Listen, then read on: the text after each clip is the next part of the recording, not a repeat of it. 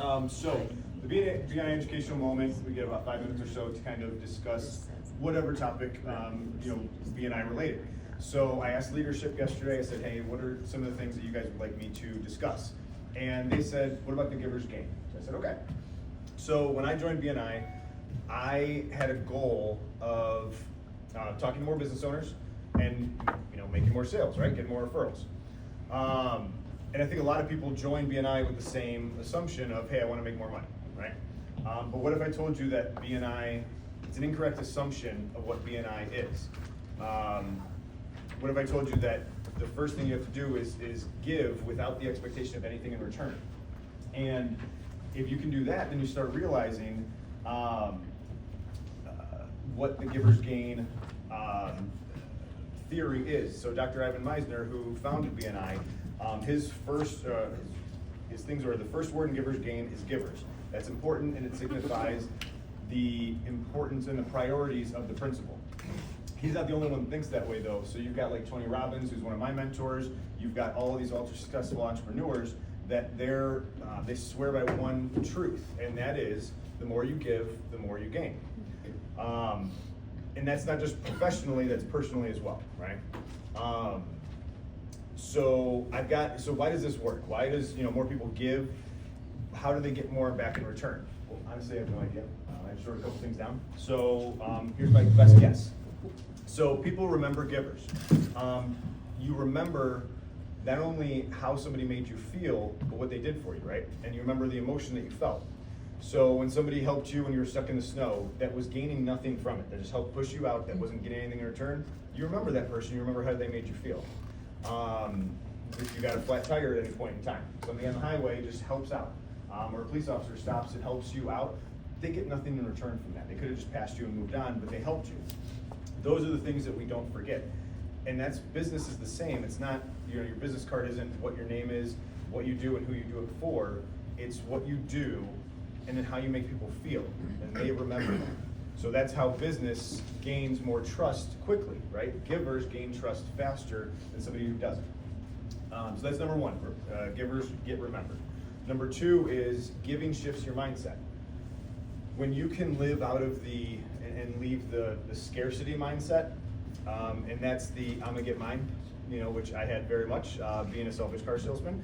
But you realize when you open yourself up to give, and then to give your knowledge, give your experiences, and then your failures to others to help them not do what you're doing or did, that's when you realize how selfish you may have been in the past. And I'm the first one to say that was me. When you give freely, opportunities just start to open themselves. Doors just start to open, and in very unexpected ways. And I can also attest to that as well. So that's number two. Giving shifts your mindset. Number three is helping others create their own momentum. So networking isn't about constantly pitching your product or service. It's about connecting people. It's about solving problems with others, and it's about making things happen, like Carlos and Ruta. Like I think about this, and I use you guys as an example all the time. Like when you joined, you were just going up and up and up. You link with Ruta. You've got the new logo, the new messaging, or the new messages for the website, and then you've got the subscription-based thing going. And so I just see that momentum just carrying because you two linked up, and then you guys started flying from there. Dr. Misner also reminds us that giver's gain is a great way to live our life personally, right? Not just professionally. But this philosophy isn't just an idea. It's it's actually how a lot of successful people built their legacy, right? Like John Rockefeller. He started with nothing and amassed over 500, or became one of the wealthiest men in history, and he gave away over $500 million to education, philanthropy, and then personal health initiatives. And he was quoted saying, "I believe that every right implies a responsibility, every opportunity an obligation, and every possession a duty."